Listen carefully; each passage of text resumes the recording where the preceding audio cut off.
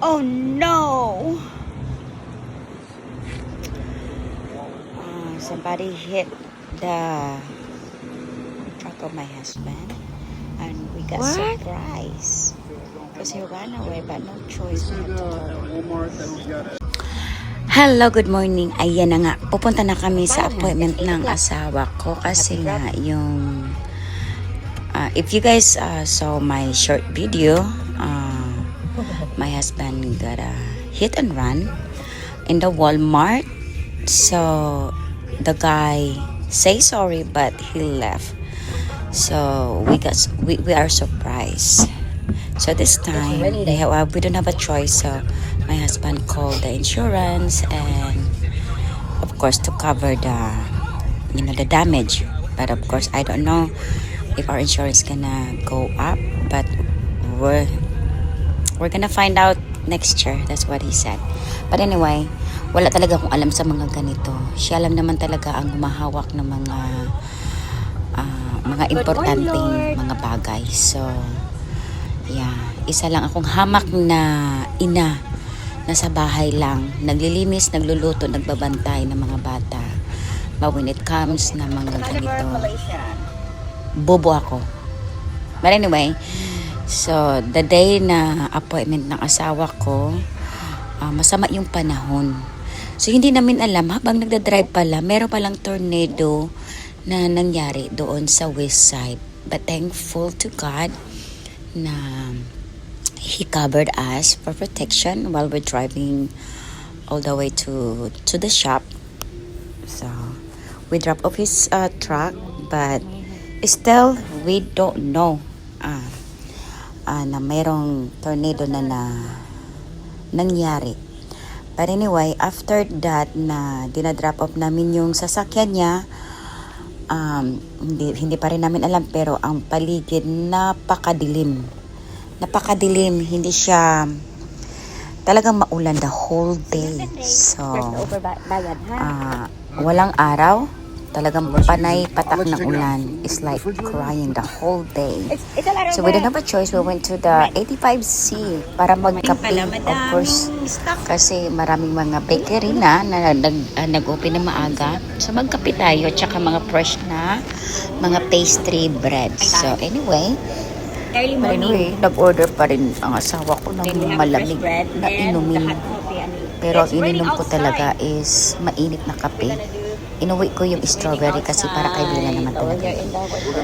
But anyway, ito yung bakery na pinuntahan namin. After that, nagpunta kami sa supermarket. Kasi since we are in the outside, so dumaan na din kami sa grocery store. Kasi nga, yung mga anak ko nag-request na bili nito, bili ganito. Kasi nga, marami na din wala sa in my pantry because I only go grocery store and Asian store maybe once a month.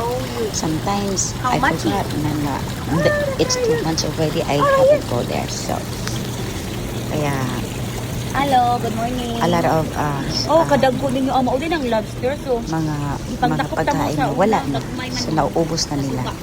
So anyway, ayan, diretsuhan ko yung malalaking lobster, pero hindi ko siya mapili. Why? Because it's very expensive. At saka nakita ko yung ulo ng baboy. Dito pala bumibili yung mga naglilitsyo ng baboy lang. Tsaka pag bilhin mo yan siya, mura lang siya. Konti. Pero kapag ililitsyo mo siya, if you're gonna roast pig, the head is very expensive when you ordered it. So, bumili na din ako ng mga isda since I'm here. Because my fish is already out. I already out the fish. But everything is expensive, especially the lamb. Yung goat. So, namangha ako. I was surprised why it's very expensive. And why the color is like this. So, I didn't notice that it's a lamb. But anyway, I can't see. I don't have my glasses anyway. So I show it to my husband, and he said it's a goat meat. And I said, oh, that's right. That's why it's very expensive. That's right. So Yes, baby, go. I think I bought a goat meat that was long time ago, and I thought that it was expensive back then in North Carolina, I believe. sometimes only because I want to make Thank you, baby ko. what do we call that? All right, after Some 2 weeks that sits or like 10 it. days, after But 10 days or anyway, maybe that was long time ago. I thought it was expensive, 14 but days, this time 13 is days, triple price. finally So there is no the truck more is fixed. cheap So grocery. I But have to anyway, drive my husband here to here pick up his truck. And I'm waiting because he had to pay. There you go. We went to the parking lot to grab his truck. And of course, the guy talked to my husband and he told everything is great. Back to new.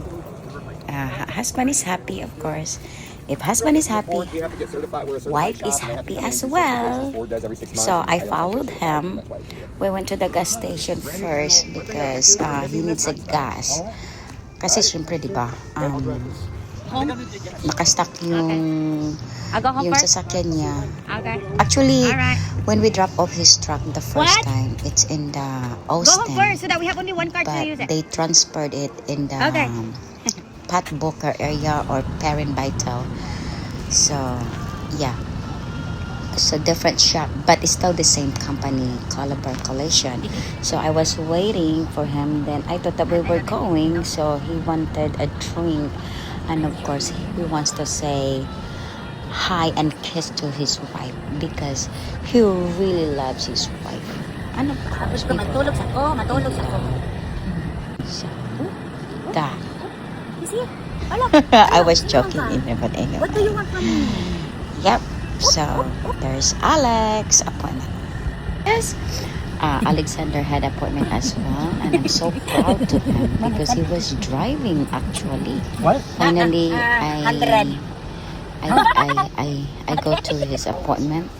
Husband brought me for the first time because I think this is his 5 session. So he have a 4 session or 6 session. So he had a 3 more. Yeah. He's good at driving now. So soon he have a driver's license. So we went to Corbel back then to get his permit. But I have a video that one too. But anyway, guys, thank you for watching. The one And I know my video. I'm only a uploader, and everyone don't like it. It's And- him. Wow. And thank you, stuff. Okay, and you guys have a blessed day.